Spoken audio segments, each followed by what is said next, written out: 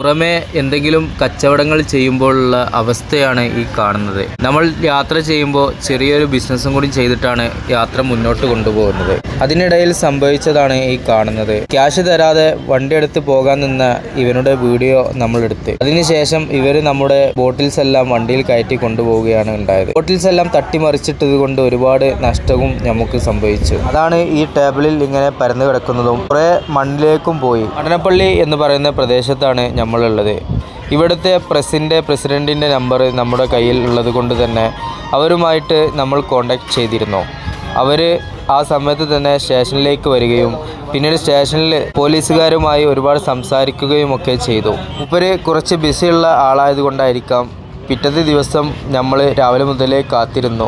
വരാൻ കഴിയാത്തത് കൊണ്ട് വൈകിട്ട് വന്നു. നാളെ തീരുമാനമാക്കാം എന്നുള്ള അർത്ഥത്തോടു കൂടി രണ്ടാമത്തെ ദിവസം 10 മണിക്ക് നമ്മളോട് സ്റ്റേഷനിൽ വരാൻ പറയുകയും ചെയ്തിരുന്നു. നമ്മളങ്ങനെ ഒരു കംപ്ലൈൻറ്റ് എഴുതുകയുണ്ടായി. ഹിന്ദിയിൽ പറഞ്ഞു കൊടുത്തു. അവർ തെലുങ്കിൽ അത് എഴുതി തന്നു. 100 രൂപയാണ് നമുക്കതിനു വേണ്ടി ചിലവായത്.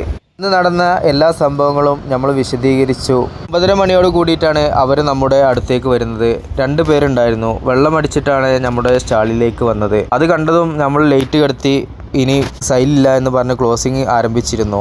ആ സമയത്താണ് നമുക്ക് സാധനം വേണം പ്ലീസ് എന്നെല്ലാം പറഞ്ഞിട്ട് അവർ നമ്മുടെ അടുത്ത് നിന്ന് സാധനം ഓരോന്നും പർച്ചേസ് ചെയ്യാൻ തുടങ്ങിയത്. അവർക്ക് പ്രീമിയം ആയിട്ടുള്ള സാധനങ്ങൾ മാത്രമേ പറ്റിയിരുന്നുള്ളൂ. അത് നമ്മൾ 3 ml വീതം 2 ബോട്ടിലാക്കി കൊടുത്ത് പിന്നീട് അവർ ഓട്ടോയിൽ കയറിയിട്ട് പോകാൻ നിൽക്കുമ്പോഴാണ് വീഡിയോ എടുക്കുന്നത്. അവർ നമുക്ക് ക്യാഷ് തരാതെ പോകുന്ന ആ ഒരു പ്രവണത കണ്ടപ്പോഴാണ് വീഡിയോ എടുത്തത്.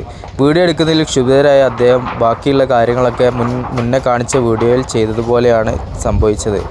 അദ്ദേഹം നമ്മുടെ ബോട്ടിൽസ് എല്ലാം എടുക്കുന്നു, വണ്ടിയിൽ കയറ്റുന്നു, കുറേ ബോട്ടിൽസ് തട്ടിമറിക്കുന്നു. പിന്നീട് നമ്മുടെ അടുത്തു നിന്ന് മുന്നേ പർച്ചേസിങ് ചെയ്ത് പോയ ഇവിടെയുള്ള ഇവിടെ മുനിസിപ്പാലിറ്റിക്ക് കളക്ഷൻ കൊടുക്കേണ്ടതായിട്ടുണ്ട്.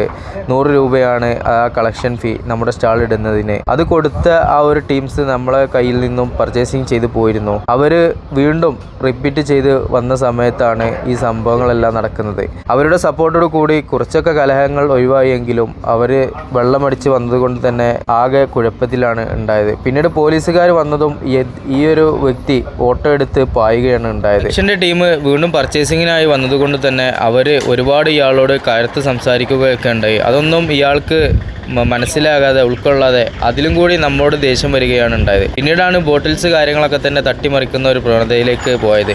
ഒരു ബോട്ടിലെടുത്തിട്ട് നമ്മെ അടിക്കാൻ വരുന്ന സിറ്റുവേഷൻസും ഒരു ബോട്ടിലെടുത്ത് എറിയാൻ വന്ന സിറ്റുവേഷനൊക്കെ നേരിടേണ്ടി വന്നു. എന്തായാലും വലിയൊരു അനുഭവമാണ് ഇത്. നമ്മൾ പറഞ്ഞു കൊടുത്ത കംപ്ലൈൻറ്റ് അതുപോലെ തെലുങ്കുവിൽ എഴുതി മൂപ്പര് ഈ കാണുന്ന വ്യക്തി നമുക്ക് ഇന്ത്യയിൽ പറഞ്ഞു മനസ്സിലാക്കി തരുന്ന ഒരു കാഴ്ചയാണ് ഈ കാണുന്നത്. വളരെയധികം ബുദ്ധിമുട്ടായി പോയി എന്ന് വേണമെങ്കിൽ പറയാം. അവർ ആ ഒരു സാധനം ക്യാഷ് തരാതെ പോയതിൻ്റെ ഒരു ദേഷ്യവും അതുപോലെ സാധനങ്ങൾ മറിച്ചിട്ട് നമുക്ക് വരുത്തിയ നഷ്ടവുമാണ് നമുക്ക് ഒരുപാട് ബുദ്ധിമുട്ടുകൾ ഉണ്ടാക്കിയത്. അതുകൊണ്ടാണ് ഇങ്ങനെ ഒരു കംപ്ലൈൻറ്റ് കൊടുക്കാം എന്നുള്ള അർത്ഥത്തിൽ നമ്മൾ തിരിഞ്ഞതും. ഇങ്ങനെയാണ് നമ്മെ മുന്നേ പരിചയപ്പെട്ട പ്രസ്സിലെ പ്രസിഡൻറ്റിനെ നമ്മൾ വിളിക്കുന്നതും സംസാരിക്കുന്നതും ഇങ്ങനെ കംപ്ലൈൻറ്റ് കൊടുക്കാൻ വേണ്ടി പറയുന്നതും. പക്ഷെ അതുകൊണ്ടൊന്നും ഒരു ഗുണവും ഉണ്ടായില്ല എന്നുള്ളതാണ് സത്യാവസ്ഥ. അങ്ങനെ നമ്മൾ ഈ കംപ്ലൈൻറ്റുമായി സ്റ്റേഷനിൽ ചെന്നപ്പോൾ ആ ഒരു വ്യക്തി അവിടെ ഉണ്ടായിരുന്നു. അയാൾ തെലുങ്കുവിൽ പല കാര്യങ്ങളും പോലീസുകാരോട് സംസാരിച്ച് അയാളുടെ രീതിക്ക് അത് മാറ്റിമറിച്ചിരുന്നു. പിന്നീട് നമ്മൾ പറയുന്നത് ഒന്നും മൂപ്പർക്ക് മനസ്സിലാകുന്നില്ല.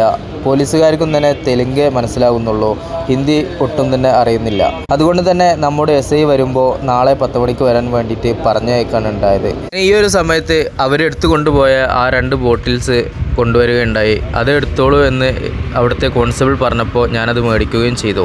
പറയുന്നത് നമ്മളാണ് തട്ടിമറിച്ചത് എന്നെല്ലാമാണ്. പക്ഷേ കണ്ട സാക്ഷികളും മറ്റുള്ള സംഭവങ്ങളും എല്ലാം തന്നെ നമുക്ക് ഉണ്ട്. എങ്കിലും നമ്മുടെ ദിവസങ്ങളാണ് നഷ്ടപ്പെട്ടുകൊണ്ടിരിക്കുന്നത്. അതുകൊണ്ട് തന്നെ ഞങ്ങൾ പിന്നീട് അതിൻ്റെ ബാക്കിൽ പോവാതെ തിരിച്ചു പോരുകയാണ് ഉണ്ടായത്. ഈ കാണുന്ന വ്യക്തിയുടെ സപ്പോർട്ടിങ് ഉണ്ടായിരുന്നു.